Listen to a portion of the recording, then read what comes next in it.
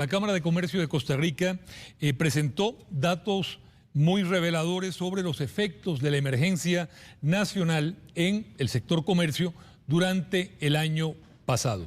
Para hablar sobre estos datos, sobre el presente y cómo se ve el futuro, tenemos al licenciado Julio Castilla, que es presidente de la Cámara de Comercio de Costa Rica. Don Julio, gracias por acompañarnos.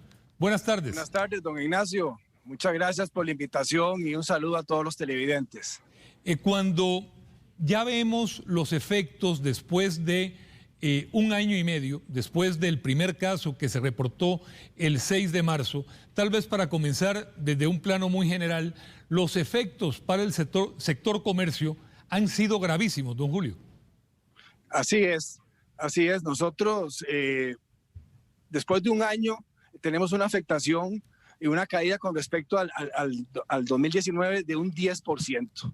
Entonces, la ocupación como Cámara de Comercio de Costa Rica es que el Banco Central proyecta un crecimiento del 2.7% anual. Eso implicaría que volveríamos a los niveles que teníamos en el 2019 hasta el 2023. Y de ahí que hemos sido tan insistentes y reiterativos y vehementes en que se deben tomar medidas como país para acelerar primero la recuperación económica que hemos venido teniendo gracias a la apertura que hemos tenido sostenida y tomar medidas de reactivación económica. Entonces, esa es la lucha, sí, don Ignacio, ahí estamos enfocados. Sí, lo serio es que cuando vemos los niveles de crecimiento que se prevé para nuestro país, están, según el Fondo Monetario, muy por debajo de la mayoría de los países de Latinoamérica. Yo creo que por debajo de nosotros solamente está Venezuela y Haití. Correcto. Por eso es que me acuerdo en la primera reunión que tuve la oportunidad de estar con usted, hablábamos de que usted nos veía vehementes, estábamos, sí, muy vehementes, y ahora ya entrando a la molestia, porque nosotros necesitamos proteger el empleo de los costarricenses. Hoy el INEC ya anuncia 452,000 personas que siguen el desempleo. Vamos mejorando poquito a poco, muy lento, y el país necesita medidas de reactivación prontas, y ahí están puestas. La Cámara de Comercio ahí las ha presentado. Entonces, don Ignacio, ese es el llamado de sentido de urgencia que necesitamos, que realmente la Asamblea Legislativa y el Poder Ejecutivo entiendan que los costarricenses estamos necesitados de generar bienestar y empleo, y el sector privado es el que lo hace. O sea, si no entendemos que sin sector privado, como decimos, no hay chocolate, estamos realmente afectando con obstáculos y con tramitología y con más impuestos el futuro del país. Aquí estoy viendo el dato del crecimiento regional, don Julio, y es realmente desilusionante. Nosotros estamos con un crecimiento estimado del 2.5, 2.6, superados prácticamente por todos los países de América Latina. Únicamente están por debajo de nosotros Ecuador, Nicaragua y Venezuela. ¿Cree usted que el gobierno, en qué medida el gobierno ha sido responsable de esto? Porque en todos los demás países de América Latina también hubo pandemia el año pasado, y este. Así es, nuestro país realmente, don Ignacio, es un país sobrediagnosticado. Ya sabemos que tenemos entrabado al sector privado, no lo dejamos operar, no lo dejamos producir, lo que, como les decía, el tema que bienestar y empleo, con una serie de trámites burocráticos, impuestos. Somos un país carísimo. ¿Cómo es posible que hoy seamos, de acuerdo a la OCDE, estemos 14 puntos, 15 puntos arriba en lo que es carga tributaria y temas fiscales? Entonces, no podemos seguir así. Nosotros hemos sido muy insistentes, don Ignacio, de que tenemos que ya trabajar en el tema del costo de lo que es el aparato estatal, el tema de privilegios. No podemos mantener un 58% de cargas, y sobre todo ahora las últimas ocurrencias, que es todo lo que tiene que ver con el profesional independiente. En nuestro país tenemos que siempre recordar que el 98% del parque empresarial son empresas de menos de 30 o 100, perdón, menos de 100 colaboradores, y el 72 tienen menos de 5 colaboradores. Son MIPYMES. Esas compañías no pueden salir adelante, no pueden llevar sus emprendimientos con esta carga que tenemos, con los combustibles carísimos, la electricidad, en fin.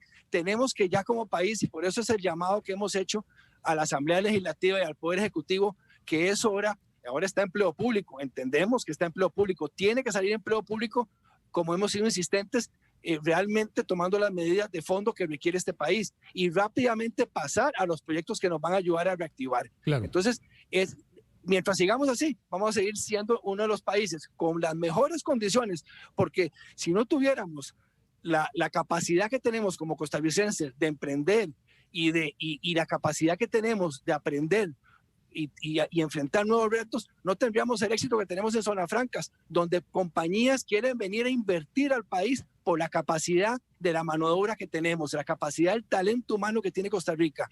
Entonces, lo que nosotros le pedimos al gobierno es dele al resto del sector privado, lo que se llama el régimen definitivo, condiciones similares a zona franca y vamos a sacar este país adelante dando trabajo para todos los costarricenses. En uno de los datos de la presentación que hicieron, don Julio, sobre el monitoreo que hacen en el año pasado sobre los negocios que cerraron, fueron centenares de negocios, pero apuntando o agregando a lo que usted decía, la mayoría de los cierres de negocios, casi que del total, más del 80-90% fueron microempresas de 1 a 5 empleados y pequeñas empresas de 6 a 30 empleados.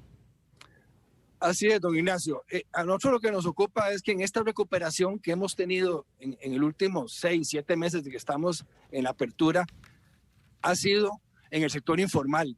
El desempleo en el sector formal se ha mantenido, pero en el informal es el que ha venido pues poco a poco trabajando como reiterando en la informalidad. Entonces usted ve, hicimos un estudio por medio de Jairo Mena, nuestro asesor económico, qué pasa en redes sociales.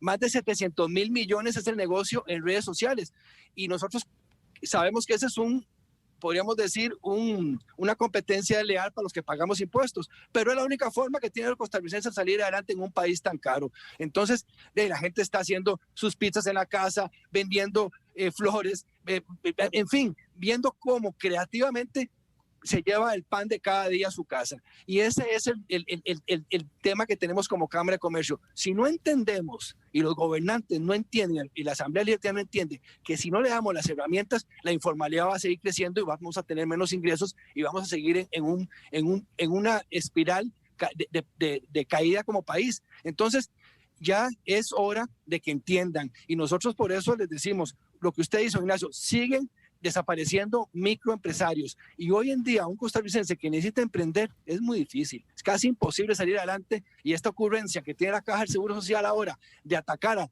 a los profesionales independientes va en el sentido contrario cuando más bien necesitamos bajar las cargas sociales y la Cámara de Comercio es una propuesta de no toquemos los ingresos de la Caja. Para eso está FODESAF, Banco Popular, el INA, y ahí hay el INS, ahí hay formas de bajar esas cargas sociales para incentivar a estos profesionales independientes a que se formalicen. Imagínense que algunos pagan, bueno, la mayoría paga el doble de lo que paga cualquier empleado en una empresa del sector privado.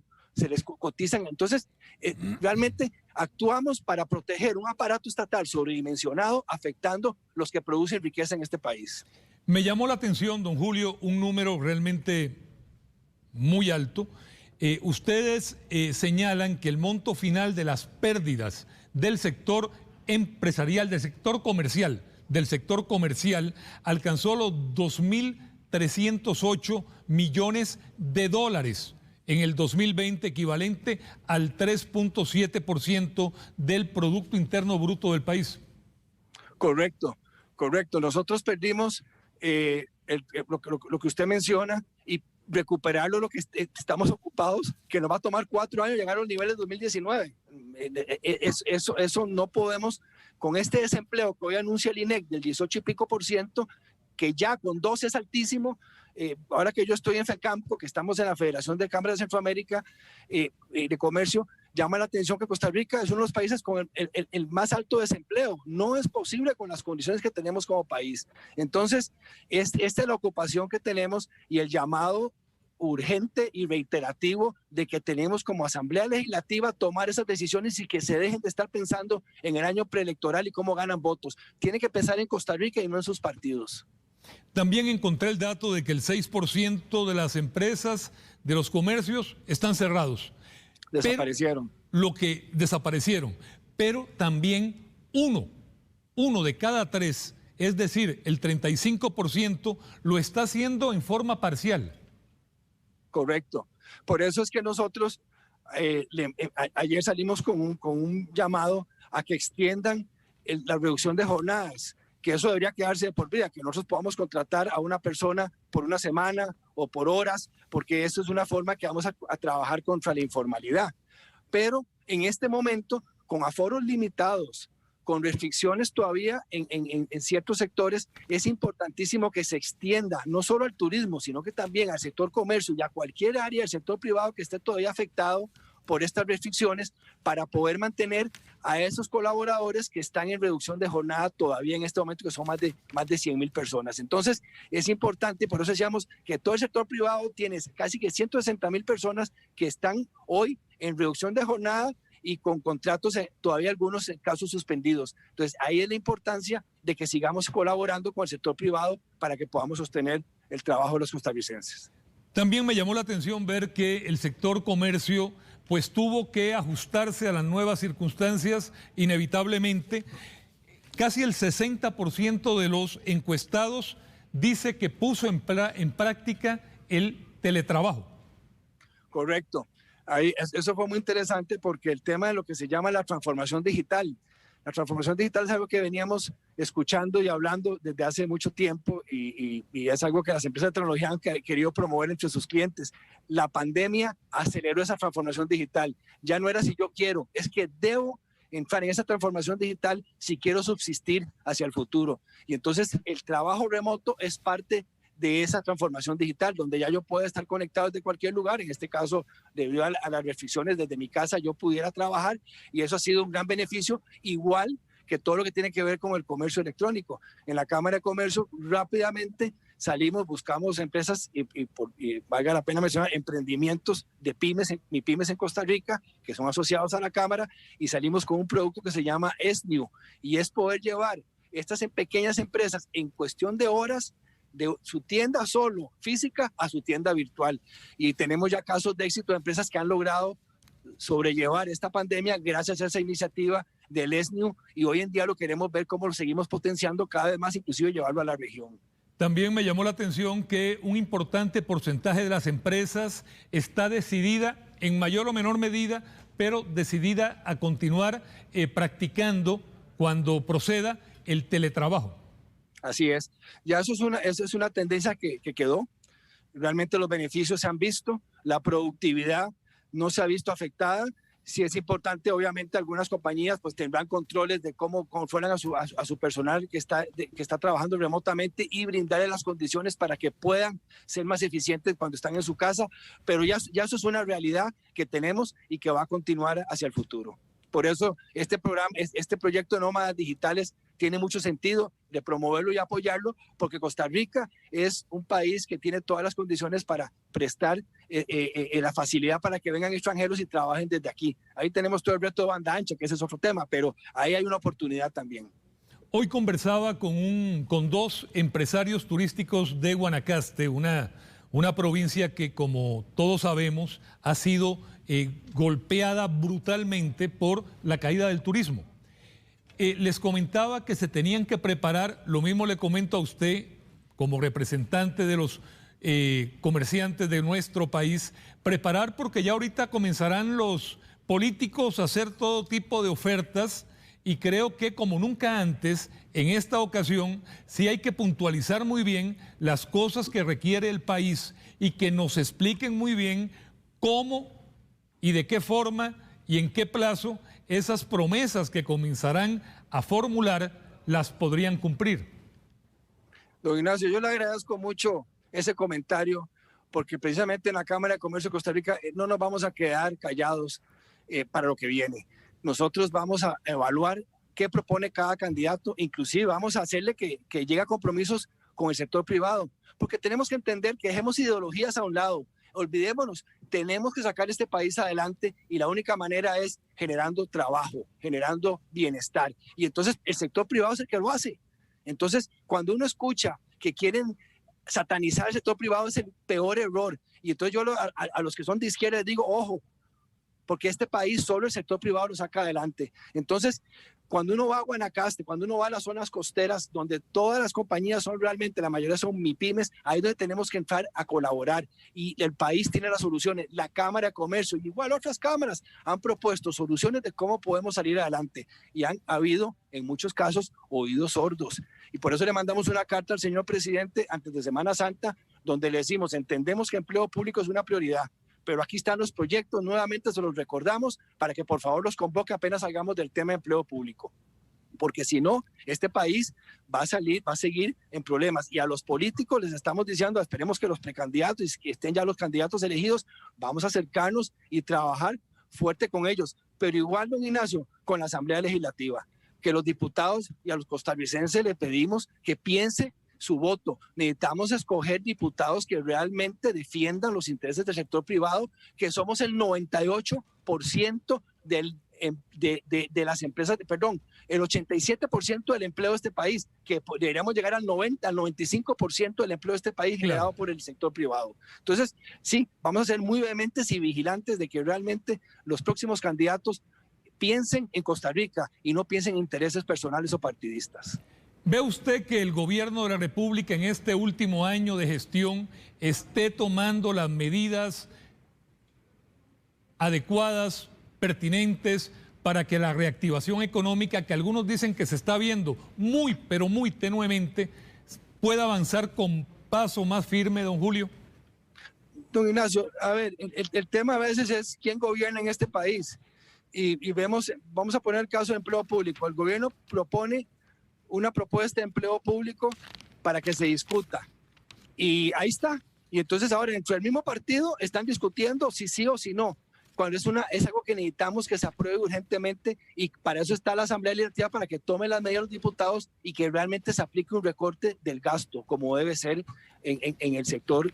Igual, y nosotros aquí quiero hacer un paréntesis, la mayor parte de los empleados públicos son eficientes, pero están tomados por una minoría que tiene detenido la mayoría de las instituciones de este país, y eso no puede ser posible. Entonces sí, vamos a seguir trabajando en esa línea, don Ignacio.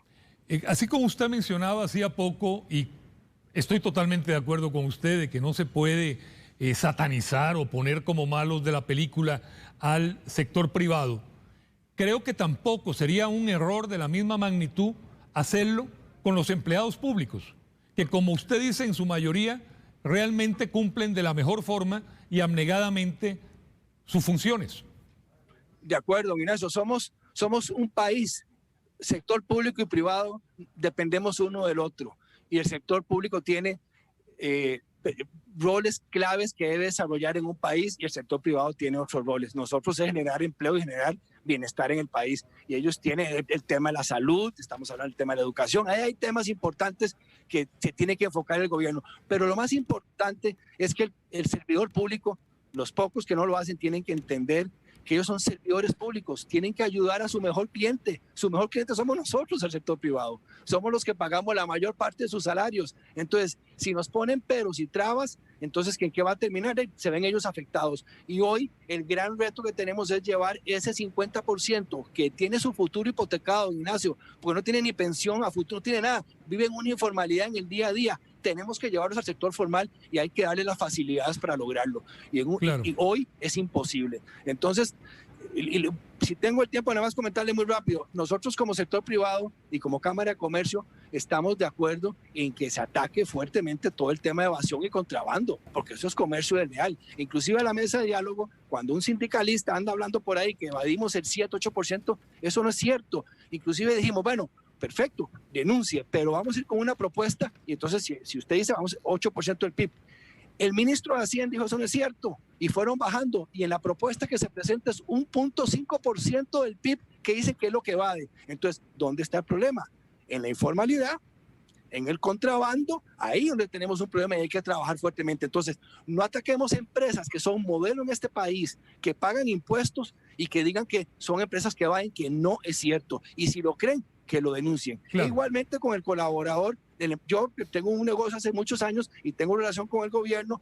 Solo me han topado colaboradores públicos buenos y eficientes. Y entonces uno le duele cuando los poquitos, que son la minoría, que a veces las minorías a veces hablan por las mayorías, son los que tienen este país totalmente entrabado a nivel de burocracia. Don Julio, gracias por estar con nosotros este mediodía. Gracias por su tiempo. No, más bien, don Ignacio, a la orden, y como siempre le digo, cuente con la cámara. Gracias. Tengo el gusto de entrevistarlo cada cierto tiempo. Espero que la próxima vez lo hagamos con mejores números, mejores resultados. Así sea, don Ignacio, Dios quiera. Estamos a la orden. Un abrazo, don Julio. Hasta luego. Gracias, igualmente.